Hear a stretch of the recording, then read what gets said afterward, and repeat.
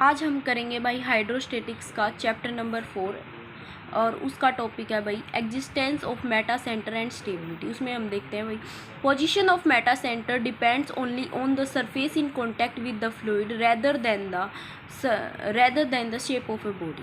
Means क्या है कि जो पोजीशन है मेटा सेंटर की वो सरफेस इन कॉन्टैक्ट पे डिपेंड करती है, किसके?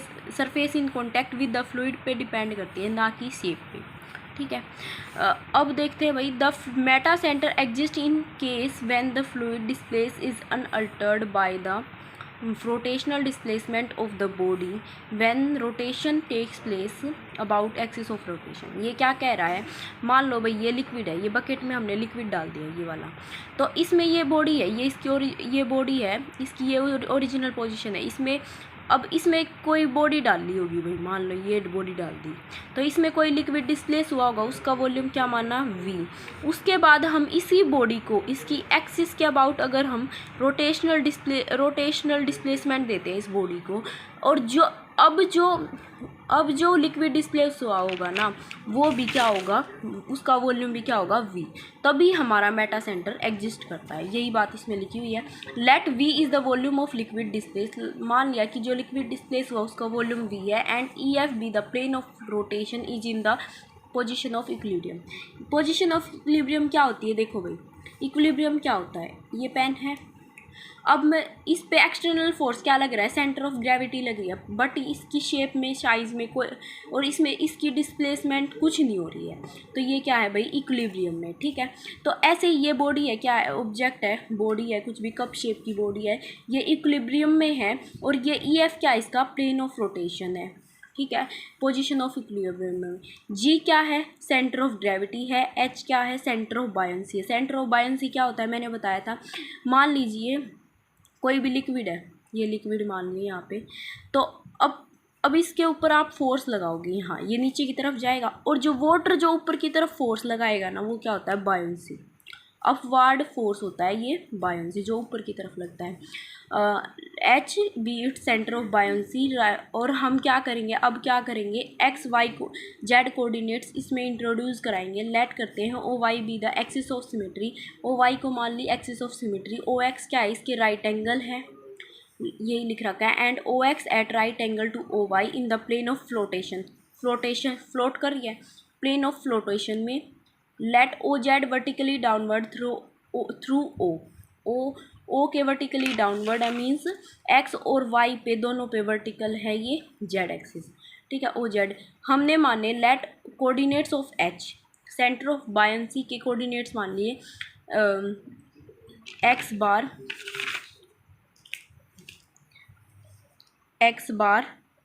Y बार और Z बार। ठीक है भाई, सेंटर ऑफ बायंसी के कोऑर्डिनेट्स माने ये। अब हमने क्या किया? जो ये बॉडी क्या थी?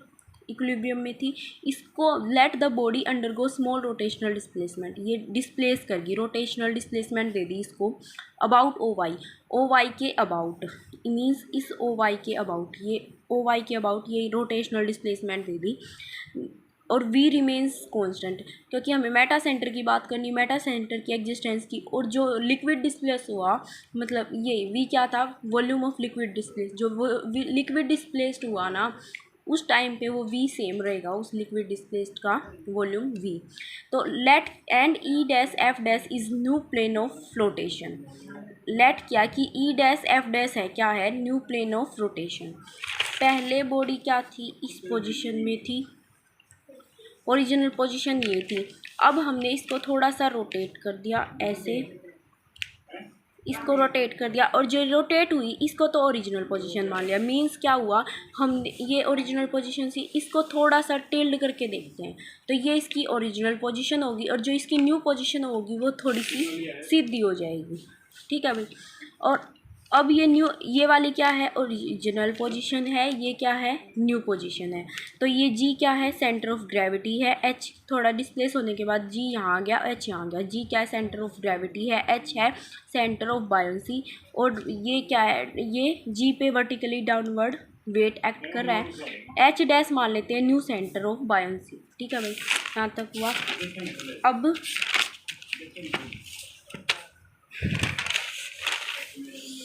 Consider q be any point x y z. Consider करते हैं क्यू क्या है, एनी पॉइंट है एक्स वाई जेड इस तरीके से सच डैट पी उसकी प्रोजेक्शन है on the plane of flotation पे। Let the area of p, let करते हैं जो ये पी है ये सर्कल टाइप का कुछ है, इसका area del x del y let कर लिया, डेल एक्स डेल वाई, ठीक है।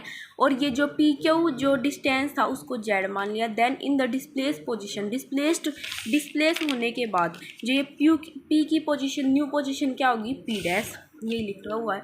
Then in the displace position p dash is the new position of p.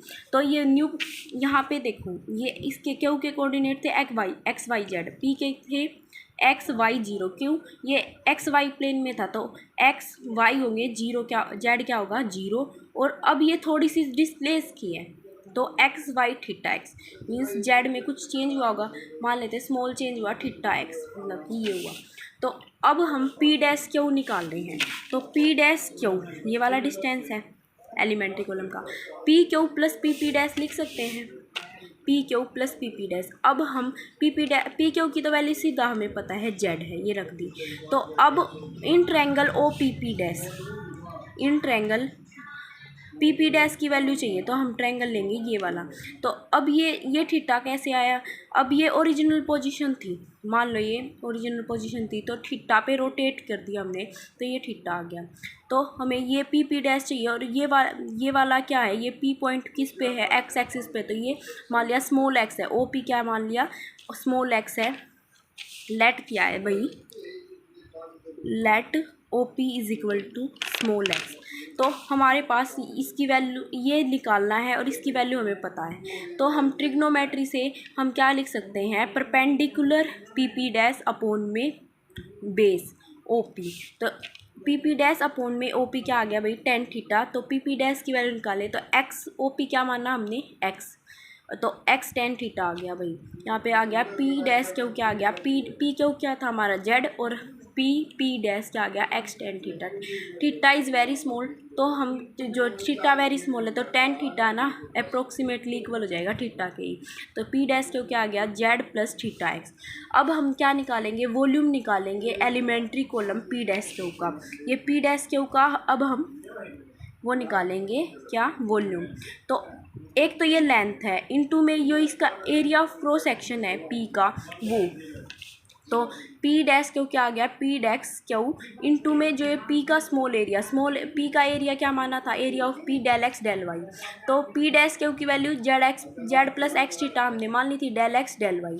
तो अब हमें इसका पूरे होल पे, अब देखो ये वाला है इस पाइप में यहाँ भी सर्कल होगा यहाँ भी सर्कल होगा, टोटली निकालना है तो हम इसको इंटीग्रेट कर देंगे। तो वॉल्यूम क्या आ जाएगा, integration of Z plus x theta, और जब हम इंटीग्रेशन करते हैं तो डेल एक्स डेल वाई किस में चेंज होता है, डी एक्स डी वाई में। और अब हम ये तो हो गई भाई डिस्प्लेस होने के बाद, पोजिशन ऑफ इक्विलिब्रियम में थी तब क्या होगा, अब तो हमारे पास सिंपली पी क्यू है तो z d x D y z, तो अब तो सिंपली पी क्यू है, तो अगर वो देखें तो पी क्यू इंटू में पी का देखें तो डेल एक्स डेल वाई, ठीक है। तो यहाँ पे तो अब हमें पूरे होल का निकाला तो इंटीग्रेशन लगा दिया, तो डेल एक्स डेल वाई किस में चेंज होगा, डी एक्स डी वाई में। अब हमने देखा था कि जो वॉल्यूम है ना थ्रू आउट प्रोसेस में सेम रहेगा, वॉल्यूम यूनिफॉर्म है। तो यहाँ पे वी ये वाला वी भी सेम और ये वाला भी इस वाली इक्वेशन से और इस वाली इक्वेशन से ये हो गया इक्वल। तो अगर मैं इसको सेपरेट करूँ तो ये तो एज इट इज़ रहेगा, इसको जेड को अलग कर लिया, थीटा एक्स को अलग कर दिया, जेड से जेड कैंसिल हो गया, ये वाला इंटीग्रेशन ये बच गया।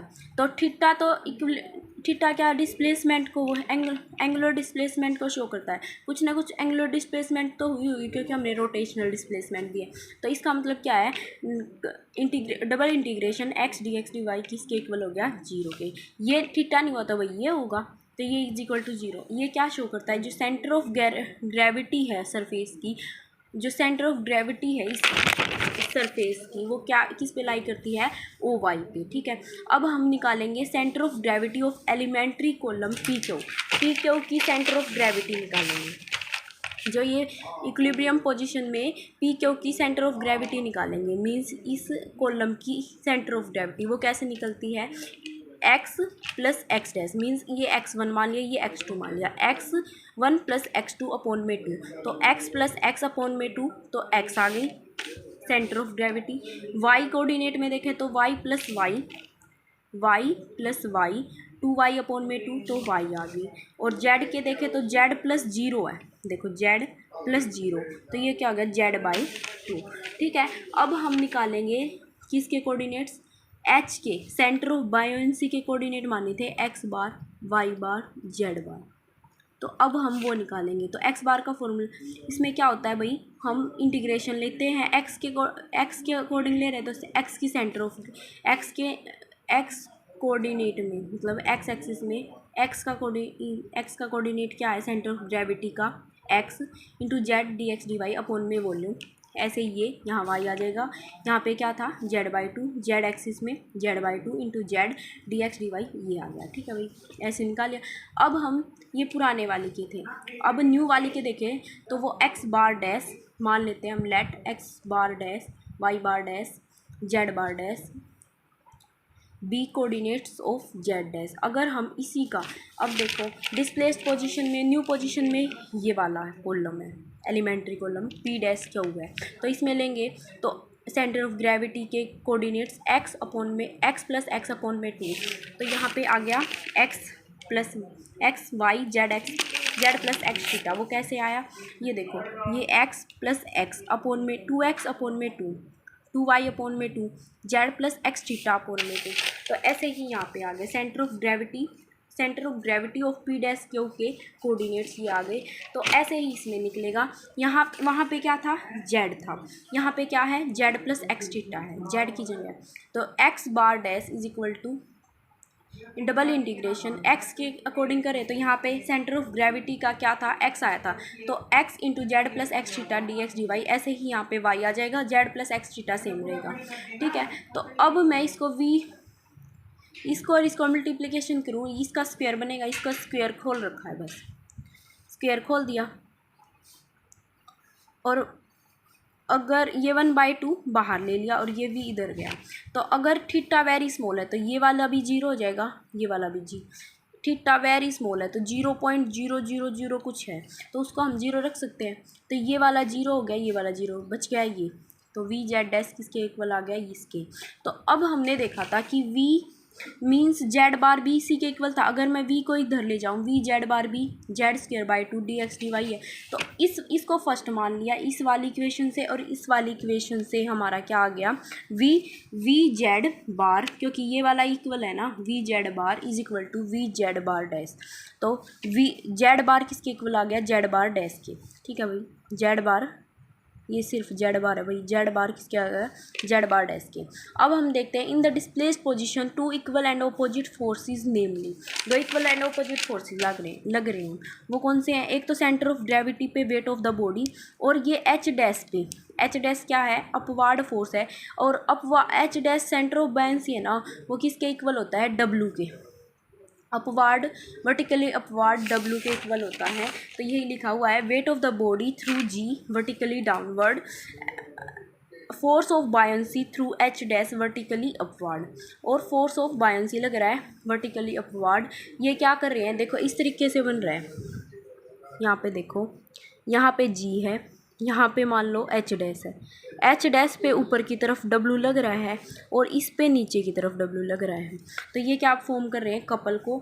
अब मेटा सेंटर की बात आती है, मेटा सेंटर क्या होता है, M is intersection of G H की इंटरसेक्शन, इस जी एच को प्रोड्यूस कर दे, इसकी इंटरसेक्शन किसके साथ, एच डैश पे जो वर्टिकल डाला उसकी point of intersection, means G H की लाइन जो प्रोड्यूस की, मीन्स पॉइंट ऑफ इंटरसेक्शन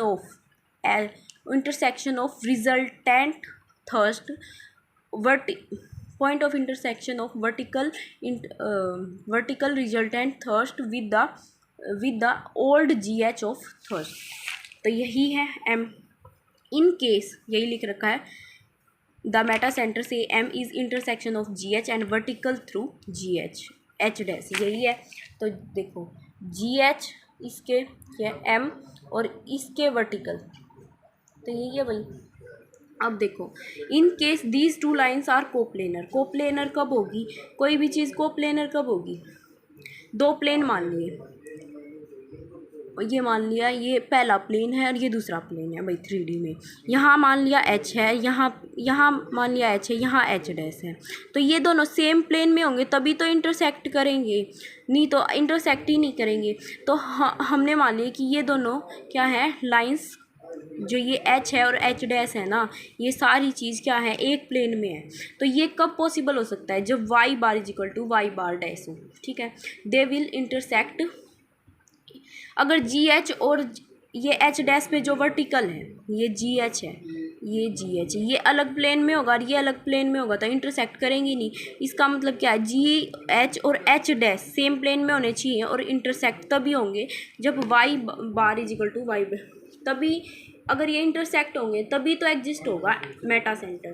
तो इसलिए ये सेम प्लेन में होने चाहिए। तो y bar is equal to y bar dash, तो यहाँ पे सिंपली जो यहाँ पे वैल्यू निकाली थी हमने वाई बार की, वो यहाँ रखी है, क्या आई थी, y z d x D y, और अपॉन में वी, इसके भी है और इसके भी है, तो कैंसिल हो गया।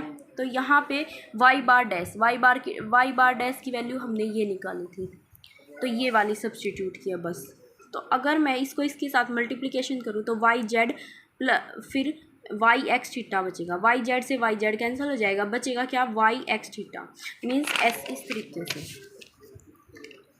ये तो वाई जेड था, d x D y is equal to ये y z d x D y plus double integration x y theta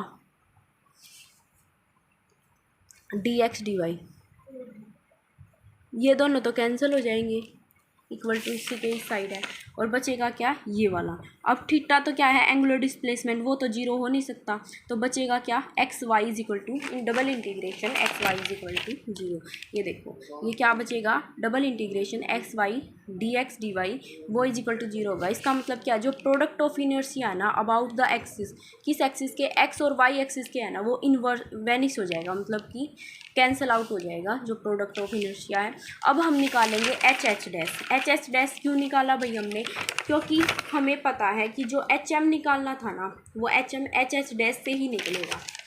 तो यहाँ से तो एच एच डैश में डिस्टेंस फॉर्मूला लगाया है, यहाँ पे देखो H H dash same line है, लाइन वही इसके coordinates x bar y bar z bar है, उसके x bar dash y bar dash और जेड बार डैश है। तो इसमें सिंपली डिस्टेंस फॉर्मूला लगा दिया, x bar minus x bar dash y बार माइनस वाई बार डैश। अब हमें फर्दर ऊपर देखा y bar equal to y bar dash और जेड बार, ये तो दो चीज़ तो जीरो हो गई, बची क्या, एक्स माइनस एक्स बार का होल स्क्वायर से 1/2 कैंसिल, तो क्या बच गया, H H dash is equal to x minus x bar. Simply हमने क्या किया, एक्स बार की वैल्यू रखी जो यहाँ पे आई थी, एक्स बार की वैल्यू क्या आई थी, x z d x D y upon में वी, यहाँ पे क्या आई थी, x z plus x theta d x D y upon में वी, दोनों के अपॉन में वी है, बाहर कॉमन निकाल लिया, तो यहाँ पे माइनस में था, नहीं तो कैंसिल हो जाता है, इज इक्वल टू में होता तो कैंसिल हो जाता है, यहाँ 1/2 वी कॉमन निकाल लिया, ये आ गया।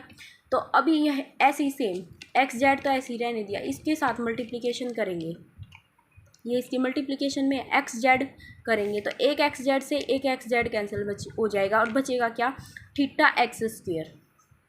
अगर मैं इसके साथ मल्टीप्लिकेशन करूँ और अलग करूँ तो क्या बचेगा, ये देखो इस तरीके से बनेगा, x z d x D y minus x z d x D y, और प्लस में नहीं माइनस में ही x double integration x square theta d x D Y, ठीक है, और 1/v तो था ही 1/v, इस तरीके से आ जाएगा। ये दोनों तो कैंसिल आउट हो गए, ये वाला और ये वाला, बचेगा ये वाला, ठीक है। थीटा क्या है, वही हमारा कांस्टेंट है, तो ये बाहर निकाल लिया। अब हमें इसकी x square D x D Y की वैल्यू हमें पता नहीं है, तो हम इसमें क्या करेंगे, हम रेडियस ऑफ गायरेशन का कंसेप्ट लगाएंगे। रेडियस ऑफ गायरेशन क्या होता है पहले वो समझते हैं। ये मान लेते हैं कि यहाँ पे ये क्या है, सेंटर ऑफ मास है, जहाँ सेंटर ऑफ मास किसको बोलते हैं, जहाँ पे कोई भी ये पेन है, अब इसका सेंटर ऑफ मास क्या होगा, जहाँ पे इसका मास है वो मतलब कि मास मतलब इसको इक्विलिब्रियम में हो जाए, जहाँ पे जिस पॉइंट पे ये अगर मैं यहाँ पे रखूँ तो ये इस पॉइंट पे अगर इक्विलिब्रियम में होगी, यहाँ पे सारा मास बैलेंस हो गया, तो इसको बोलते हैं सेंटर ऑफ मास। और इससे सेंटर ऑफ मास से एक एक्सिस प्रोड्यूस कराई और वो किसी पॉइंट पे भी वो कर रही है, तो अब वो क्या किसी पॉइंट से भी पास करी है, एक्सिस इंट्रोड्यूस कराई और वो किसी पॉइंट से भी पास करी है। वो पॉइंट क्या है, नॉन सेंटर ऑफ मास है। मतलब सेंटर ऑफ मास नहीं है। तो अगर इस पॉइंट पे देखें और इस पॉइंट पे देखें, नॉन सेंटर ऑफ मास वाले पॉइंट पे देखें तो भी मोमेंट ऑफ इनर्शिया सेम रहे, और दूसरे पॉइंट पे देखें जो कि नॉन सेंटर ऑफ मास है, वहाँ पे भी वो क्या हो, मतलब कि मोमेंट ऑफ इनर्शिया सेम रहे। तो जो ये वाली चीज़ होगी ना, ये होगी रेडियस ऑफ गायरेशन। समझ में आ गया? रेडियस ऑफ गायरेशन क्या मानी, इफ़ के is the radius of gyration किसका, उस एरिया का। मान ले ये एरिया सर्कल क्या है, इस एरिया का है। एरिया क्या मानिए, वो एरिया किसके इक्वल है, double integration dx dy of the section of plane of flotation. Means इसका एरिया क्या है, इस एरिया में जो रेडियस ऑफ गायरेशन है वो क्या है, के है। देन ए के square is the moment of inertia. क्या होता है, एरिया इंटू में रेडियस ऑफ गायरेशन का स्क्वायर क्या होता है, moment of inertia of the section of the body by plane of flotation about O Y. यही बात लिख रखी है, about O Y.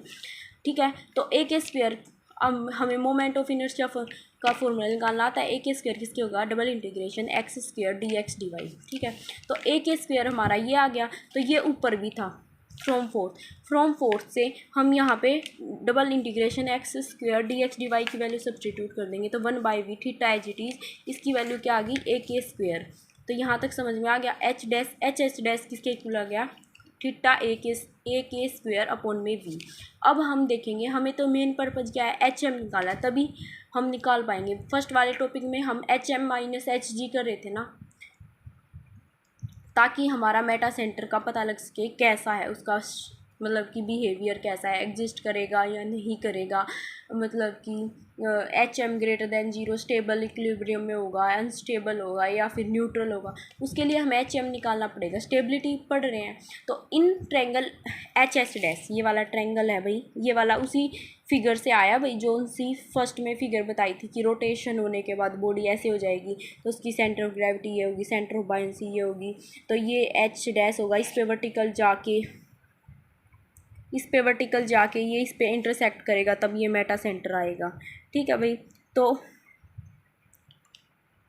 Meta centre आएगा, समझ में आया। ये जी क्या है, सेंटर ऑफ ग्रेविटी, एच क्या है, उसी बॉडी के ओरिजिनल पोजीशन में, इक्विलिब्रियम की पोजीशन में जी क्या है, centre of gravity, H centre of buoyancy, H dash क्या, न्यू सेंटर ऑफ बायंसी, जब वो डिस्प्लेस हो गई थी।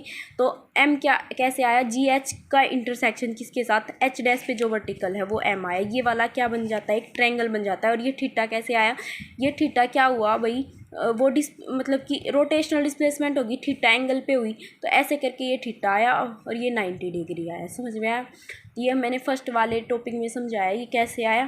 ठीक है, अब हमें H in triangle H S dash में एच एम की वैल्यू चाहिए, एच एम की वैल्यू चाहिए हमें, एच एस डैश की हमारे पास है। तो ये क्या है, एच एच डैश क्या है हमारा, परपेंडिकुलर, ये क्या है, हाइपोटेन्यूज। तो H M by H H dash by H M क्या बनेगा, परपेंडिकुलर अपॉन में हाइपोटेन्यूज। मीन्स यहाँ पे क्या आएगा, in triangle H H dash में एच एम किसके इक्वल आ जाएगा, H M is equal to, ये देखो ये कैसे आया, अगर मैं H H dash in triangle H H dash M में देखूँ, ट्रायंगल में, इस वाले ट्रायंगल में एच एच डैश अपॉन में एच एम किसके इक्वल है, साइन थीटा के। ठीक है, परपेंडिकुलर अपॉन में हाइपोटेन्यूज है। तो यहाँ से मैंने एच एम की वैल्यू, एच एम तो उधर लिया, ये साइन थीटा को इधर ले गई। तो अगर मैं यहाँ से एच एच डैश की वैल्यू निकालूँ यहाँ से, तो एच एम साइन थीटा बनेगी।